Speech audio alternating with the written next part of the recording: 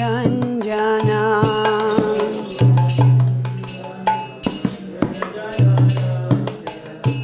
Yamuna Tiravanachari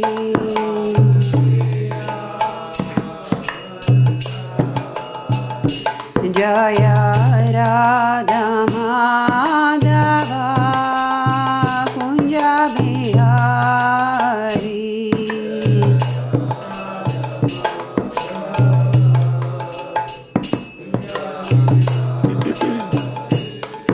Jaya Gopi Jana Vallabha Girivaradari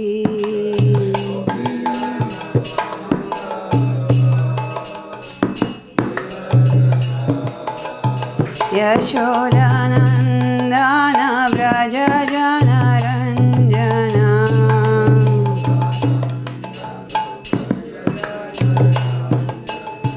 Yamuna Tiravanachari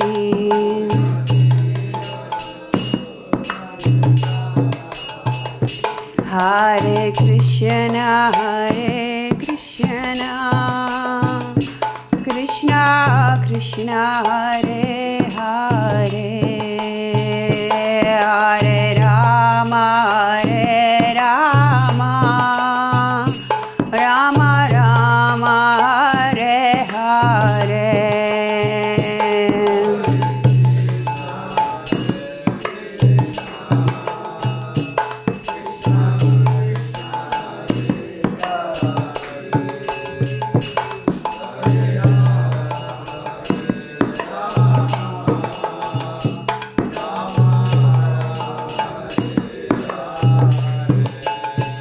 Hare Krishna Krishna Krishna Hare Hare Hare Rama Rama Rama Hare Hare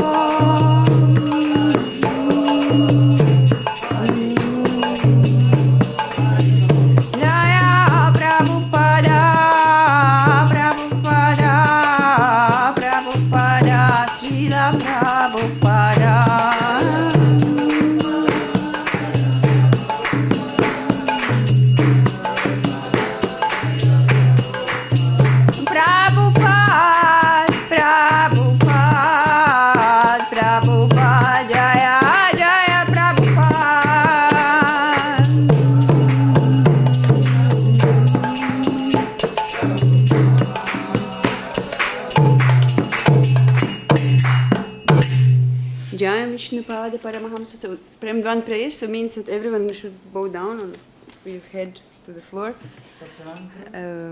Jaya Vishnupada Paramahamsa Parivrajyakacharya Stotra Sata His Divine Grace A.C. Bhaktivedanta Swami Srila Prabhupada Ki Jai. Ananta Koti Vaishnava Vrinda Ki Jai. Namacharya Shri Haridas Thakur Ki Jai.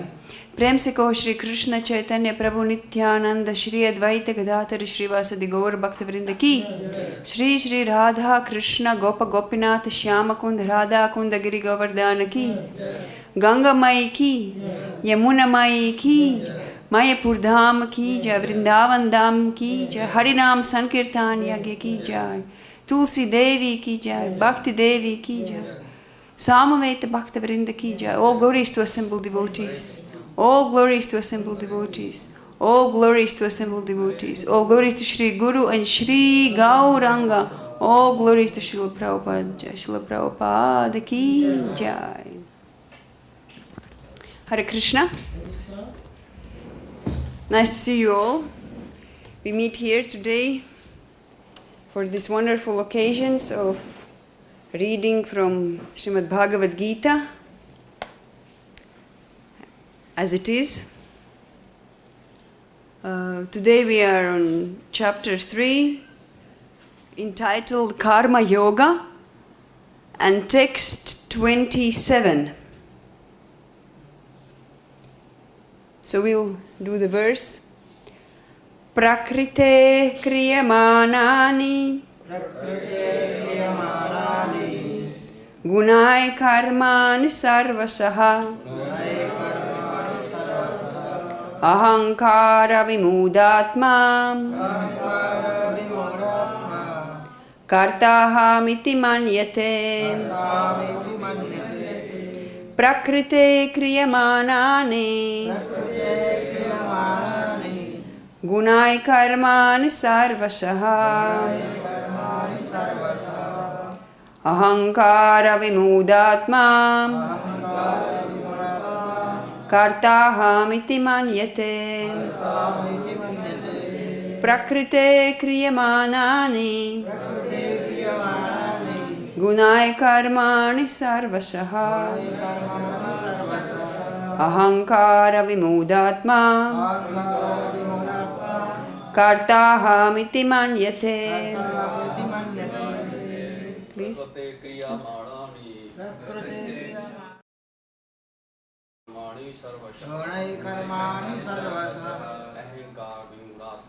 ahaṅkāra-vimūḍhātmā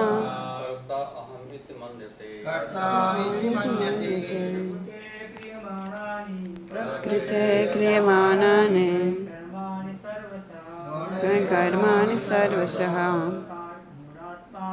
ahaṅkāra-vimūḍhātmā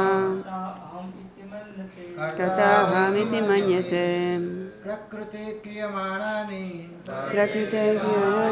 guṇaiḥ karmāṇi sarvaśaḥ ahaṅkāra-vimūḍhātmā kartāham manyate prakṛteḥ kriyamāṇāni karmāṇi sarvaśaḥ ahaṅkāra-vimūḍhātmā kartāham manyate. Anyone else? Prakṛteḥ kriyamāṇāni karmāṇi sarvaśaḥ ahaṅkāra-vimūḍhātmā kartāham manyate. Okay, so that was a verse. Now we will go to word for word and translation and a purport by His Divine Grace A.C. Bhaktivedanta Swami Srila Prabhupada. Srila Prabhupada Ki Jai. So prakṛteḥ of material nature. Kriyamāṇāni being done. Guṇaiḥ by the modes. karmāṇi, activities, sarvaśaḥ, all kinds of ahaṅkāra-vimūḍhā, bewildered by false ego, ātmā, the spirit soul, kartā, doer, aham, I, iti, thus, manyate, he thinks. So, translation now. The spirit soul, bewildered by the influence of false ego, thinks himself the doer of activities that are in actuality carried out by the three modes of material nature. We can repeat. The spirit soul, bewildered by the influence of the false ego, thinks himself the doer of activities that are in actuality carried out by three modes of material nature.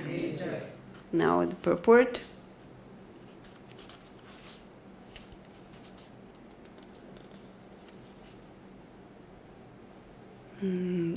Two persons, one in Krishna consciousness and the other in material consciousness, working on the same level, may appear to be working on the same platform, but there is a wide gulf of difference in their respective positions. The person in material consciousness is convinced by false ego that he is the doer of everything. He does not know that the mechanism of the body is produced by material nature, which works under the supervision of the Supreme Lord. The materialistic person has no knowledge that ultimately he is under control of Kṛṣṇa. The person in false ego takes all credit for doing everything independently, and that is a symptom of the nescience. He does not know that this gross body and the subtle body is a creation of material nature under the order of the Supreme Personality of Godhead. And as such, his bodily and mental activities should be engaged in the service of Kṛṣṇa, in Krishna consciousness. The ignorant man forgets that the Supreme Personality of Godhead is known as Hṛṣīkeśa, or the master of the senses of the material body. And due to his long misuse of the senses in the sense gratification, he is factually bewildered by the false ego, which makes him forget his eternal relationship with Kṛṣṇa. Om Ajnanatimmirandasya Jnananjanashalakaya Chakshurunmilitam Yena Tasmai Shri Gurave Namaha. Shri Chaitanya Manobishtam Staptitam Yena Bhutale Svayam Rupa Kadamayam Dadati Svapadantikam Vandeham Shri Guru Shri Yutapada Kamalam Shri Gurun Vaishnavamscha Shri Rupam Sagrajatam Sahagana Raghunatan Vitam Tam Sajivam Sadvaitam Savadutam Parijana Sahitam Krishna Chaitanya Devam Shri Radha Krishna Padan Sahagana Lalita Shri Vishakhan Vitamscha He Krishna Karuna Sindhu Dīnabandhu Jagatpate, Gopesha Gopika Kanta, Radha Kanta Namostute, Tapta Kanchana Gaurangi, Radhe Vrindavaneshwari, Vrishabhanusute Devi, Pranamami Hari Priye, Vancha Kalpatarubhyascha, Kripa Sindhubhya Evacha, Patitanam Pavanebhyo, Vaishnavebhyo Namo Namaha. Shri Krishna Chaitanya Prabhu Nityananda, Shri Advaita Gadadhara, Shri Vasadi Gaura Bhakta Vrinda, Hare Krishna, Krishna Krishna, Hare Hare, Hare Rama, Rama Rama, Hare Hare. Nama Vishnu Padaya, Krishna Prishtaya, Bhutale, Srimati Bhakti Vedanta Swaminiti Namini. Namaste Saraswati Deve, Gauravani Pracharine, Nirvishesha Shunyavadi Paschatya Dashatarine. Yes, so we are here. Karma Yoga, chapter 3, text 27. So, it's this, here they're talking about there are two types of people. In chapter 20, in verse 25, they say, ignorant perform their duties with attachment to result, and the learned may similarly act, but without attachment, for the sake of leading people on the right path. So the 25th verse talks about two types of people. One is working with attachment, and one is working without attachment, and that externally it may appear that they are doing the same thing. Because a devotee, Prabhupada writes in the Purport, a Krishna conscious person can do anything in Krishna, which is conducive to development of Krishna consciousness. Anything. But it doesn't have attachment to enjoy the result. And a materialistic person also is ready to do anything for his enjoyment. Yeah? So anybody is both of them are ready to do anything. One is ready to do anything for Krishna, and materialist is ready to do anything for his sense gratification. So these two people, they look at them, looking same. One is intelligent, and one is written here, ignorant. So why the ignorant person is ignorant? Because it's written here, he is ahaṅkāra-vimūḍhā. The spirit soul, ātmā, is ahaṅkāra-vimūḍhā.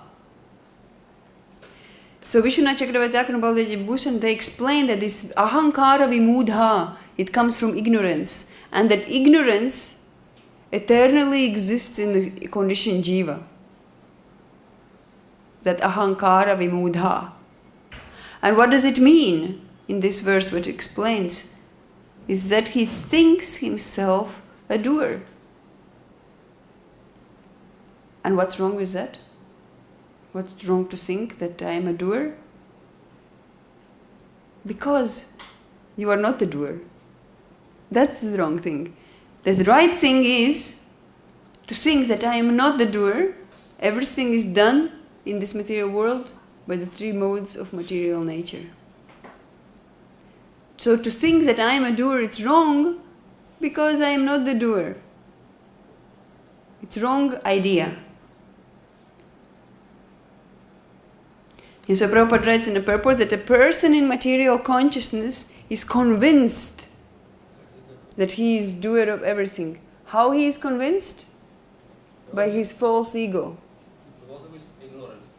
And ignorance comes from false ego.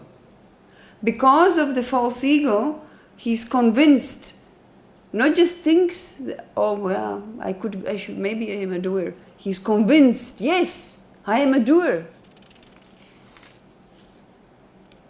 But he is ignorant, he does not know that this whole mechanism of this body, the gross senses, their subtle senses, which include the mind and intelligence and false ego itself, and also its fourth element, it's a polluted consciousness, the chitta. Yeah, it's called in Sanskrit chitta. So that all, where it comes from? From the material nature. That is material nature. So all these senses are actually acting, how? By the modes of material nature. And who gives the sanction? The Supreme Lord. Yes, so all this is not known to somebody who is ahaṅkāra-vimūḍhā. It's not known to them that everything is under the control of Krishna, under the control of Supreme Personality of Godhead. And it's said here that since long time he has been misusing his senses for sense gratification. Why does it call misusing? Misusing, why the word misusing is used? Because he is ignorant of Lord Krishna. Okay, I know that Krishna is there, I can still use it for sense gratification. We will engage in the possibility of Godhead. Yes, because this everything is a property of the Lord, including our senses. This also is property of the Lord. Intelligence is property of the Lord. Many times you hear Prabhupada speaks about Einstein, the scientist Einstein, such a brain, such a scientist. He said, but can he produce such a brain? No. Only Krishna can produce Einstein's brain. So Einstein is praised throughout the world. Why? Because Krishna has produced his brain. So it is Krishna. It's Krishna's. It's not Einstein's brain. It is Krishna's brain. So what Einstein should do with this brain? Use it for Krishna. Otherwise, ahaṅkāra-vimūḍhā. So actually, according to Bhagavad Gita, Einstein is ignorant. Everyone praises him for his great intelligence, but he is ignorant. Ahaṅkāra-vimūḍhā. Here also in 25th verse, ignorant. Avidvamsa. Vidvan, one who knows. Avidvamsaha. Ignorant. Because he does not know that the master of the senses is Hṛṣīkeśa. Hṛṣīkeśa. Hṛṣīka is senses. Hṛṣīkeśa. Isha, Ishvara. The master of the senses is Hṛṣīkeśa. So, if we don't give master his property, we take it for ourselves, we are stealing. So it is foolish. So even though Einstein has stolen Krishna's brain and used it for himself, everyone still prays, because all those also are ahaṅkāra-vimūḍha. So here we clearly understand from Prabhupada that Jiva is not the doer of activities in the material world. Who is doer? The Prakriti, sanctioned by the Lord. But then, in chapter 13, text 21, it's opposite. It says that the Jiva is a doer. Then why Krishna also is bewildered? Why he is saying here now and now he is saying different? Karya-kārana-kartitve hetu prakṛteḥ purusha sukha dukkhanam bhoktritve heturuchyate. So he said that nature is cause of material causes and effects. Okay, yes, so it says that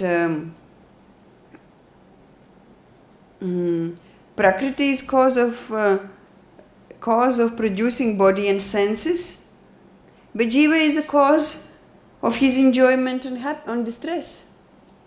So what do we need senses for? For enjoyment. So the cause of enjoyment is jiva because of his previous karma. So it is jiva is the cause. Jiva, so means the jiva is the doer. This is what's said here in a text, chapter 13, text 22.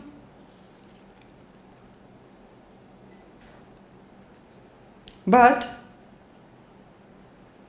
Krishna rectifies his words in next verses, and he says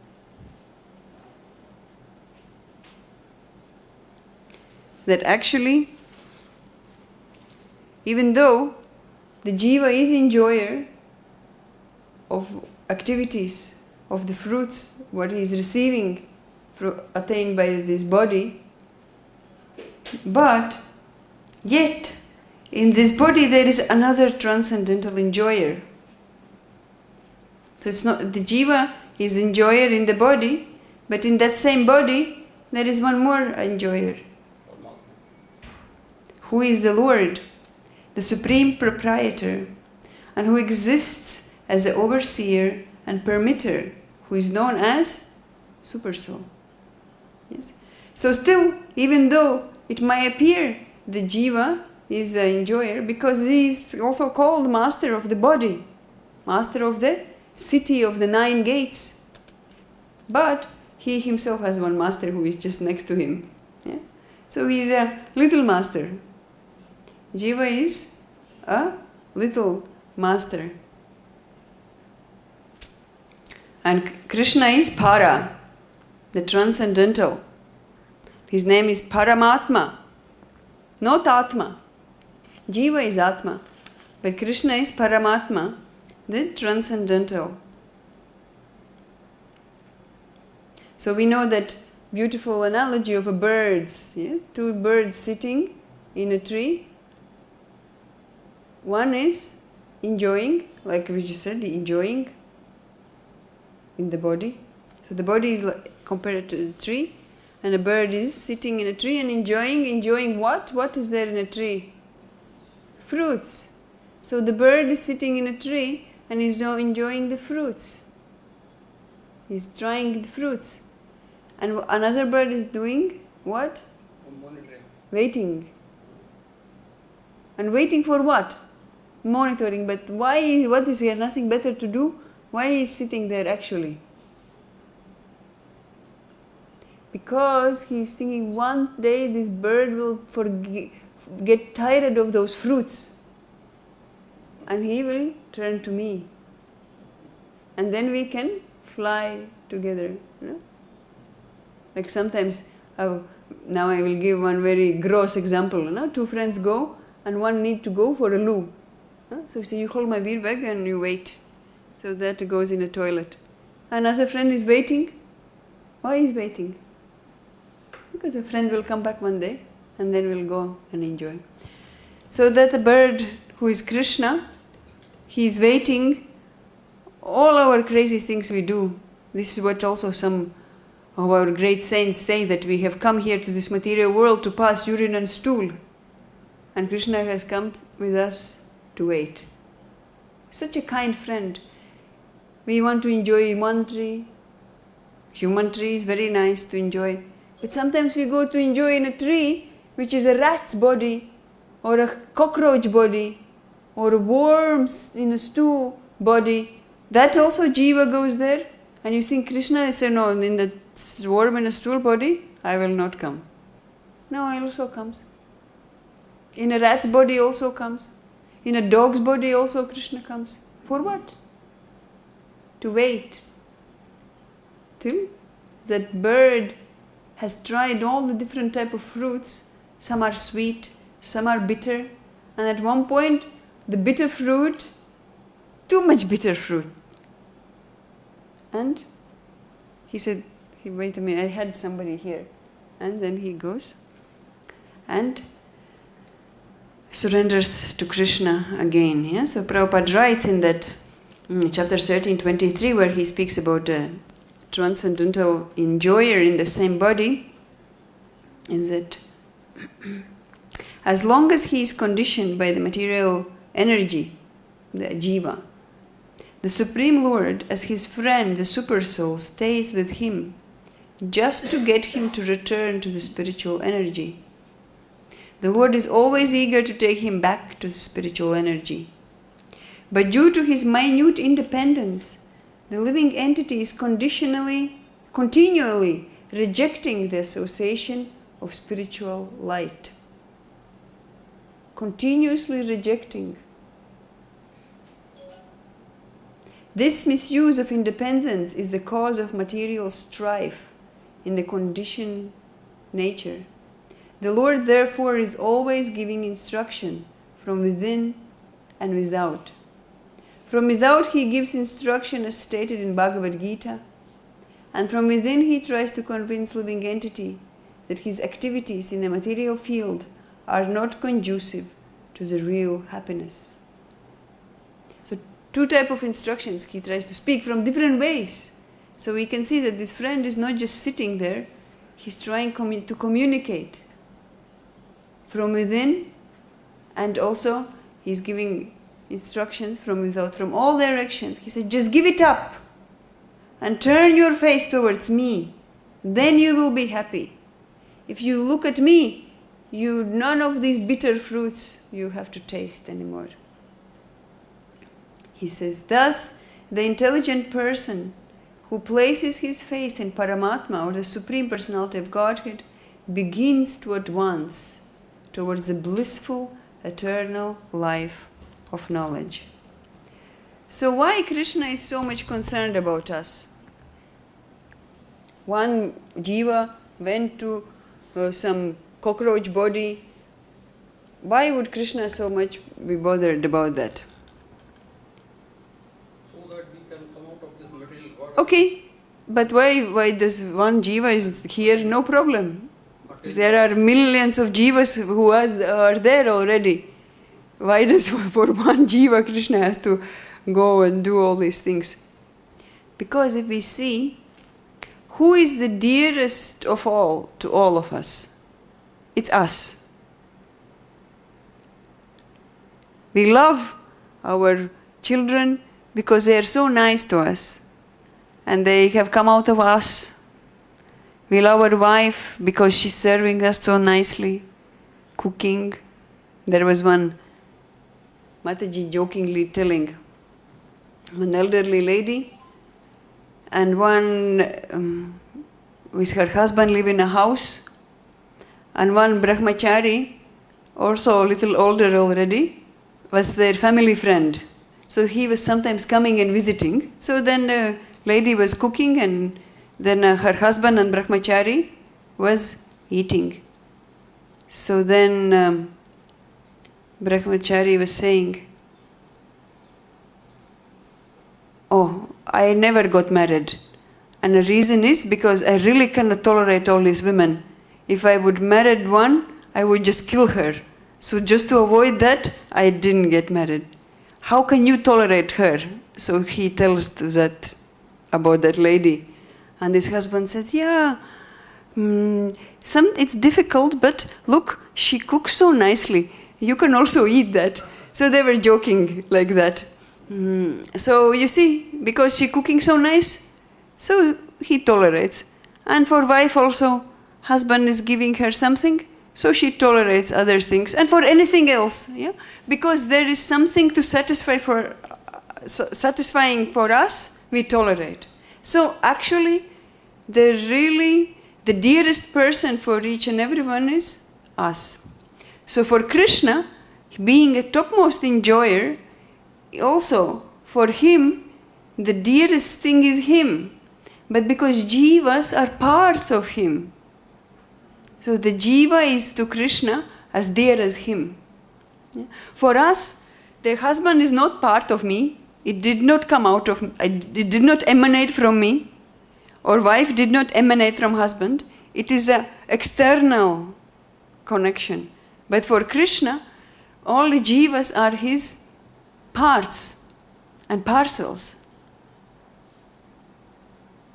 So that's why also it is said that he is Hṛṣīkeśa, he is owner of the senses of the jivas. So it's almost like jiva is, because of expansion, jiva is expansion of Krishna, so jiva's senses are expansions of Krishna's senses. So Krishna enjoys also through that. So that's why jiva's enjoyment is Krishna's enjoyment. So Krishna comes to tell, let us enjoy. Because he cannot enjoy if jiva is not enjoying. And jiva cannot enjoy actually also separately from Krishna. So then more of that is described also in 5th chapter, text 14, I think. Let me check. Text 13. 5:13.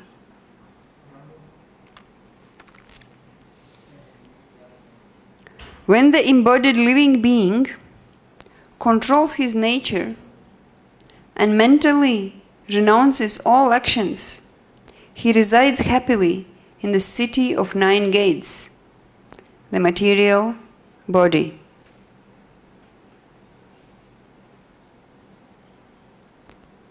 I'm just trying to see some notes here.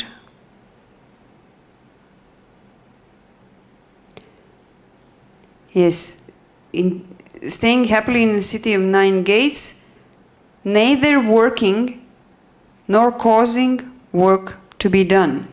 So here is described that state of when person is acting, but just acting externally, and mentally he has renounced all actions. So it's in a mind we are renounced, but we still act. And how does it comes out? It comes out that we are controller of the senses, not that we become enslaved by the senses. And in that way, when we act in such a way, then one can reside happily in the city of 9 gates.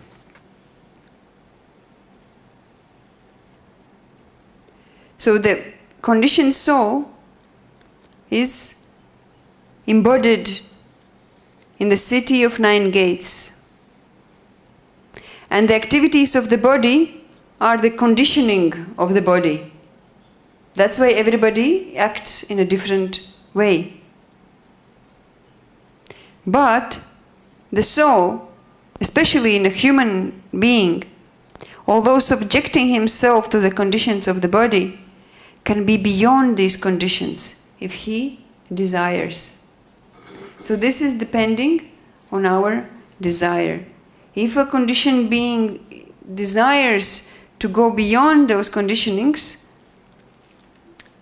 it is possible. This is what Prabhupada writes. Owing only to forgetfulness of his superior nature, he identifies with the material body and therefore suffers. So that suffering and enjoyment of material body comes due to forgetfulness, to superior nature. So what is the superior nature? The superior nature is the nature of the soul. And the soul, it's not just some kind of vague concept. It is described how soul is very beautiful. With a beautiful body, the beautiful dress, the beautiful ornaments, and a beautiful look.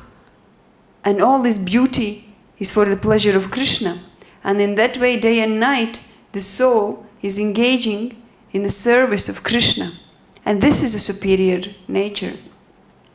So therefore, our acharyas prescribe for the souls to be fully engaged in devotional service to come back to that spiritual, superior nature what is mentioned here. Because out of forgetfulness, we have come to the level of enjoying of our senses. We are identifying with our body. I am the woman, I am the man, I am a dog, I am a bird, cat, hog. So, but we are not any of these. We are not. You're sitting here, seeing here one lady sitting, garland has, but actually, just because I have initiated with Devi Dasi, I am not actually this body. This is only the covering, and whoever thinks that I am his body or I am thinking I am his body, it is actually illusion, because in reality I am not this body. So the forgetfulness of superior nature is cause of our sufferings. Because we identify with this body and we identify with all the limitations that this body offers, whereas soul has no limitations and can serve the Lord unlimitedly. So for that there is required faith and acceptance. The acceptance is the surrender of intelligence at the feet of the Lord, to accept. And then absorption in the service and absorption of the Lord's form and pastimes and qualities are the surrender of the mind at the feet of the Lord. So the surrender of the mind is actually the higher principle, because acceptance is just one thing, but then to be absorbed, that is actual attainment of that our real nature, the superior nature, what Srila Prabhupada says. So therefore, any kind of lamentation or any kind of distressed situation which we really believe, oh, now I'm really suffering, and we even trying to adjust or seek some kind of solace to other person, and then they are saying, oh yes, poor you are such a good person, but now because of this or that, you are suffering. And then we become little bit better, we feel a little better, yes, that person understands, because of this and this and this reason, I am suffering. But this is all bodily concept of life, because none of these reasons we are suffering. The only reason we are suffering is because we have forgotten that we are the servant of Krishna. And this body, this life, this planet, this everything belongs to Krishna. And Krishna can do whatever he wants with it. He can do whatever he wants with us. Bhaktivinoda Thakur writes, we all know, if you want to kill me, you can kill me. If you want to save me, you can save me. Now I have fully surrendered to you. And if we remember this at every step, that we are this property of Krishna, dasa. What dasa means? We say it's servant, but actually it means slave. So what does slave mean? Someone who is sold. The slave is sold to the master and doesn't have the will of choice to go here or to go there. He's surrendered to the master. Of course, in a material world, it happens by force. But for a devotee, it should be by his own choice. And actually there is that opposing of surrender to Krishna, it is also illusion, thinking that if I don't surrender to Krishna, I do have some my own choice, because actually, ultimately there is no much choice anyway. The only choice, there is only one choice for the jiva.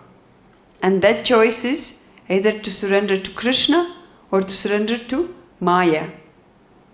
So in any case, we are servants. If I serve Krishna, I am in my original position. And if I serve Maya, I am still in my original position as a servant, but I do it indirectly, and therefore suffering comes. So that is ignorance, that is forgetfulness, and that is vimūḍhā. through the false ego.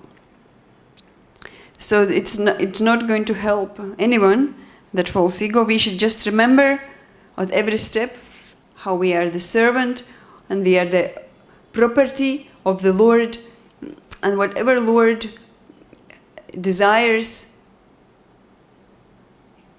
that is His own choice.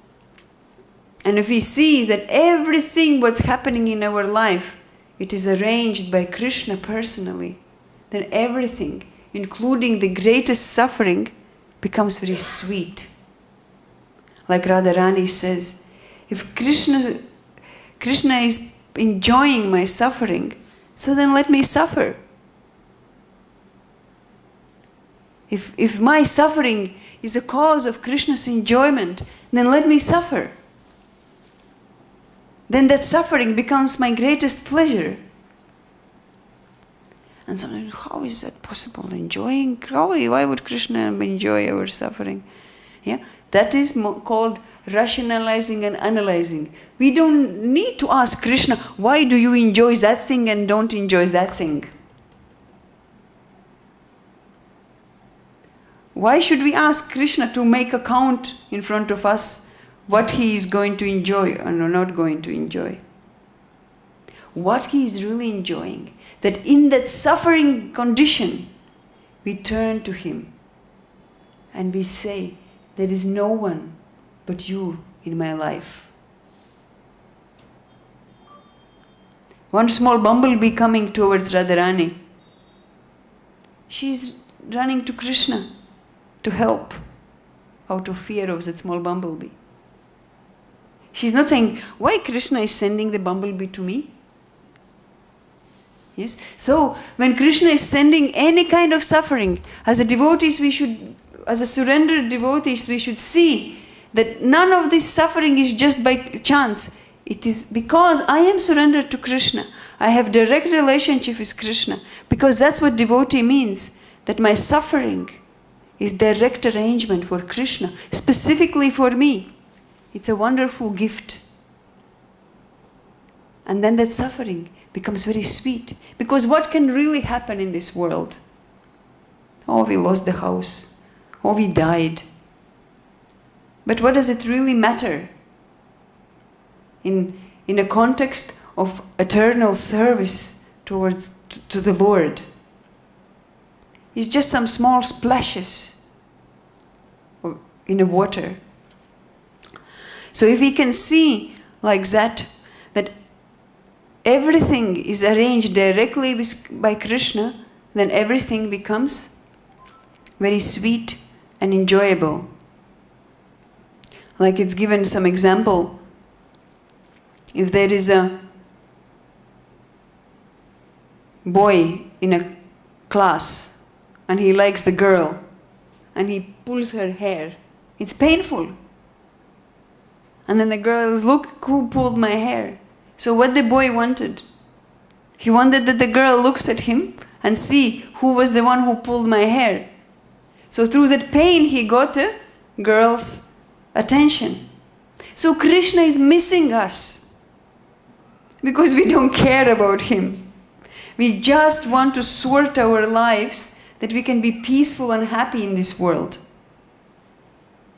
And many times we take Krishna consciousness for that, to arrange our peace and happiness in this world. And then we do some seva, to make sure that the seva is not interrupting our peace and happiness. So it's not really turning towards Krishna. So the Krishna is arranging something. When will you finally look at me?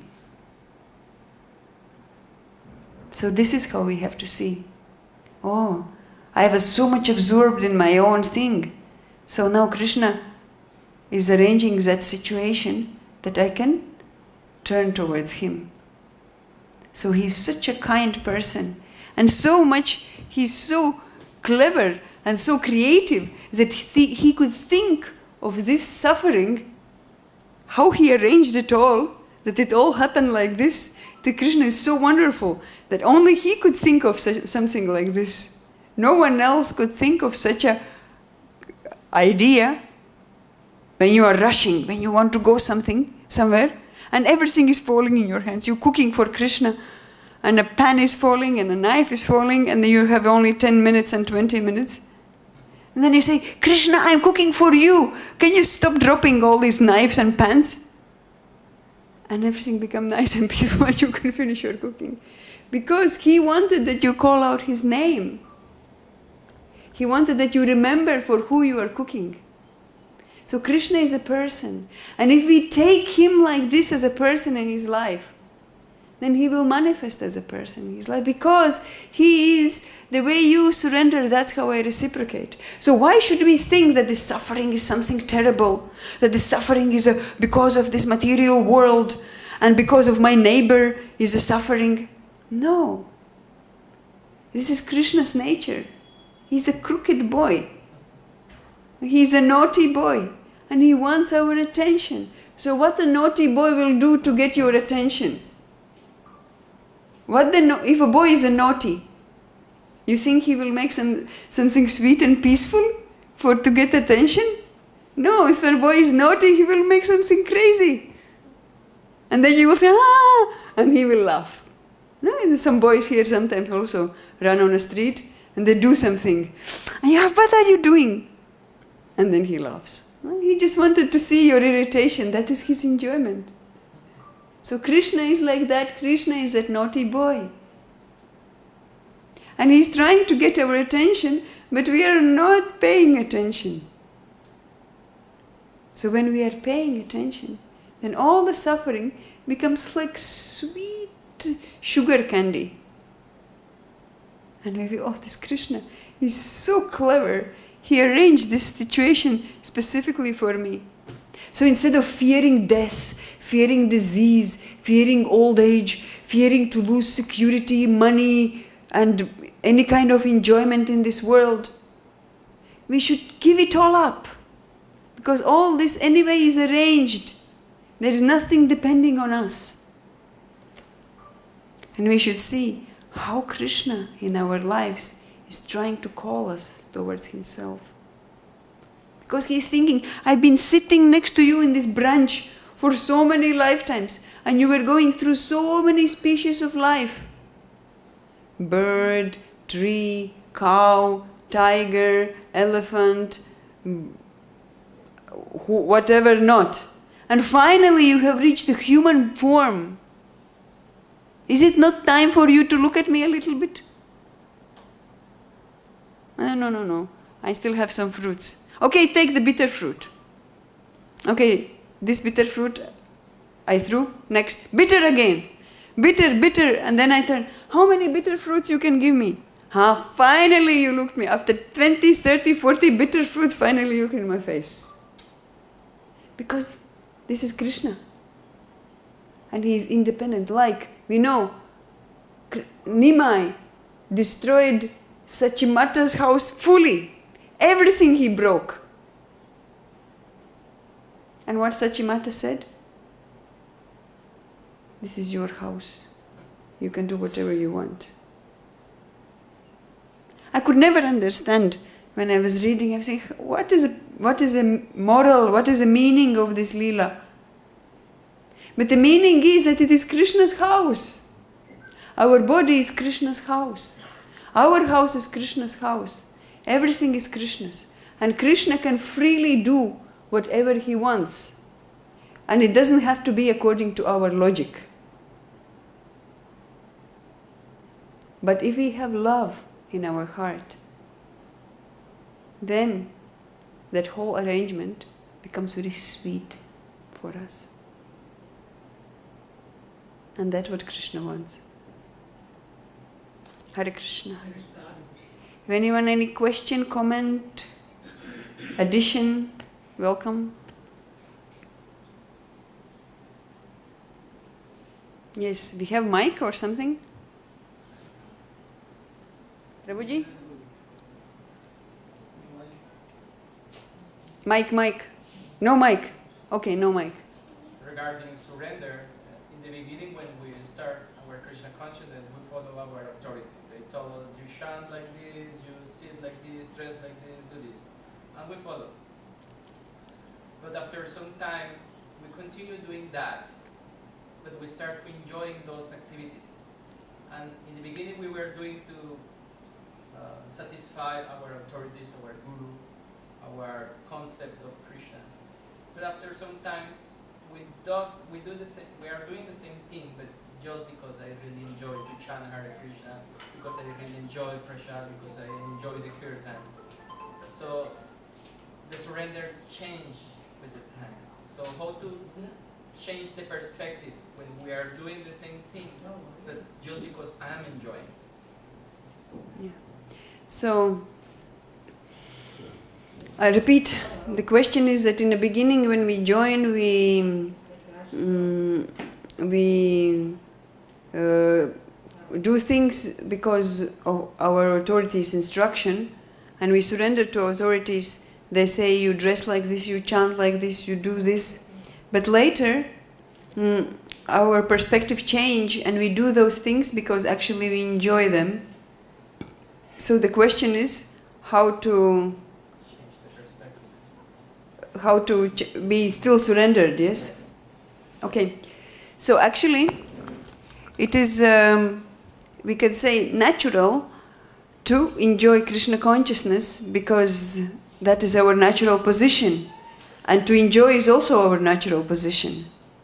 So in in materialistic life, we enjoyed tamasic and rajasic things because we were in rajas and tamaguna. So then, in order to raise from that lower modes of nature, we have to be forced by authorities to follow certain principles. And actually there is nothing by force, but we experience it as a force because we are not, our gunas, the lower gunas are protesting. The tamaguna say, I don't want to bathe every day. I don't want to wear clean clothes every day. And our rajaguna says, I don't want to wake up at the same time every day. So our authorities force and we try to surrender, and finally our modes are subdued and we become more in sattva guna. And sattva guna in general is satisfaction and some kind of enjoyment. So that can be external enjoyment, but the fact that we enjoy spiritual things and Krishna conscious things, this is nothing surprising, because as I said first, the guna is rising, and also as advancement in Krishna consciousness, first we start with faith, then we have sadhu sangha, like you say, our authorities instruct us, then we perform bhajana kriya, and we engage in some service, and then our anarthas are have been cleared more or less, and we become steady in our practice. And after that steadiness, we develop taste, ruchi, towards devotional practices. And we do things as if naturally. We like kirtan. We like chanting. We like to wake up and go for mangalarti. We like to put tilak. We don't want to hide it. We like to look like a Vaishnava. Wear sari and dhoti. We not enjoy to wear any more jeans and skirts. Yes? So it is some higher taste has come in our consciousness. So how to go deeper and not lose that spirit of surrender is that after ruchi, of course there is a different deep depth of ruchi also, and different depths of each, what I will say now, but the principle is there, that some taste is there, but now instead of being attached to the activities of bhakti, we have to become attached to the object of bhakti, which is Krishna. So it means that we have to go deeper. Now I have used to externals of bhakti, external things, external practices, external, like how you call this, attire, the kanti mala tilak, the dress. I have accepted this and I like them. But now I have to go deeper and ask, for who I am doing this? And then our meditation goes deeper. And we don't lose the track and start just to be loose. Okay, now I'm fine, I enjoy, I'm happy, and like this, but I have to go deeper to see where is Krishna in my activities. That it's actually described by our acharyas that ruchi, the state of ruchi, the taste, is when we like the activities of bhakti. But ashakti is when we are attached to the object. Like ruchi is when we are attached to our activities of the worship. But ashakti is when we are attached to the object of worship. Like for example, I'm doing arti. And I like the idea. I have my chadar like this, and I have the ghee lamp, and then I wave chamara in different ways. I like it. But next step now, which we can work on, is that I'm actually thinking about Krishna when I'm doing arti. This is the time to remember it. Because until now, we were struggling with our anarthas, tamas, rajas, the nishta. Some kind of nishta came that we are little steady, we raise to the mode of goodness, and we start to become happy. That's kind of ruchi. So now is the time when we have accepted everything, we like everything. We don't want actually to do any other things except devotional things. That's we only like. So now is the time to go deeper and come from that external platform of devotional service to the deeper level of actually communicating with Krishna through our devotional service. And making our devotional service an offering, full-hearted offering to Krishna. And in that way, we establish a relationship. And we don't do just things because everybody in temple does it, and I'm used to be in a temple, so I am doing the temple things. But I'm actually connecting myself with Krishna as a person, who is a person, and he's my friend, or he's my lover, or he's my son. So I'm starting to see Krishna in that way. And then attachment to Krishna grows. And then when attachment becomes intensified, then emotions become in the heart. You actually start feeling some deep feelings while doing arti, while doing kirtan. You really start experiencing some very deep feelings. And that is bhava. And in prema is in its full love. So now, towards nishta, we were struggling to go up in a mountain. So once we attain nishta, everything becomes easy. Because I start liking everything. It's easy. It's easy to wake up. It's easy to attend arti. Bhagavatam class is not a torture. Something that I have to sit for 1 hour unnecessarily. Yeah?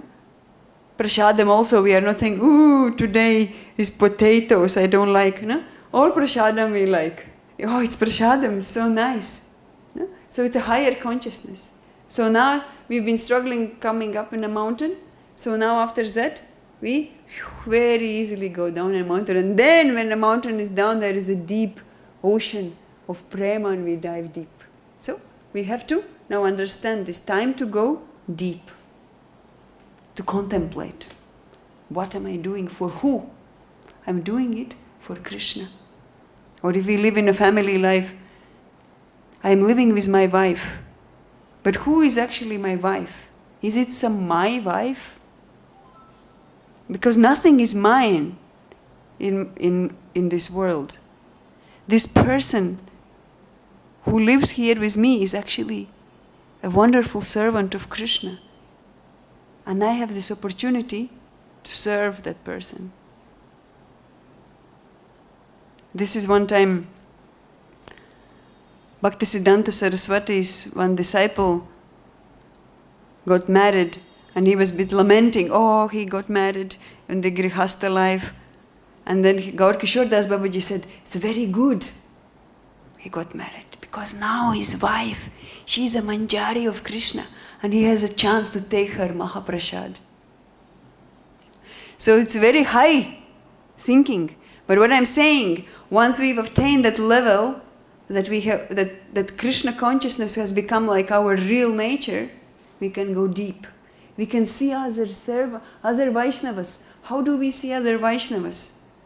How do we see our relatives who are Vaishnavas? How do we see Krishna on the altar? So we can start raising from Kanishta to Madhyama and then to Uttama. So in that way, we can keep our perception always in the surrendered mood by always going deeper and deeper, which means deeper where? In our heart. So, and then with that bhakti, because jnana and vairagya, which means knowledge and detachment, is a natural sub-products of bhakti, which is like her sons. Knowledge and vairagya and detachment is a sons of bhakti, the children of bhakti. So what is that knowledge? What is this jnana? How many shlokas I learned? Or how many purports I understood? The real jnana which arises from bhakti, the real knowledge which arises from bhakti is, who am I? What is my relationship with Krishna? What is my spiritual form? And what is my real service to Krishna? So then, when our bhakti goes deeper and deeper, these things become revealed.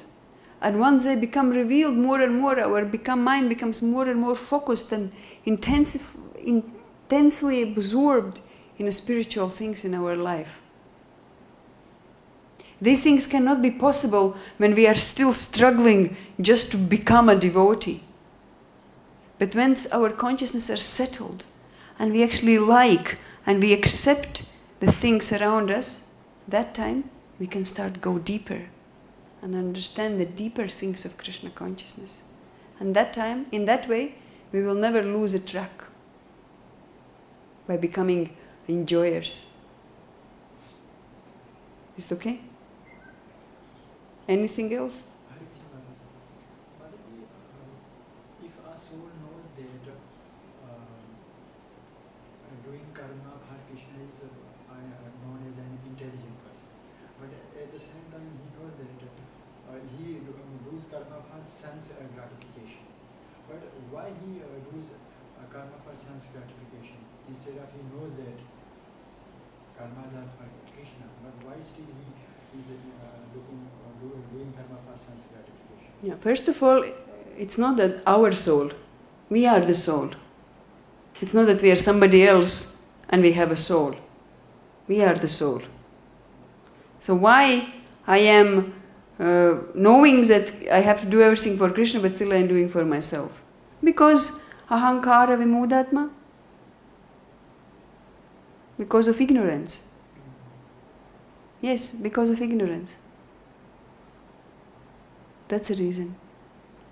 So how to get out of that ignorance? How to get out of that ignorance is by devotional service. By bhakti angas, 9 processes of bhakti, if we engage in them intensely, full-heartedly, then it will happen to you like it happened to him. He starts liking bhakti activities and he offers everything to Krishna. And if you don't know how to do it, you find a person who does it and serve that person. Okay?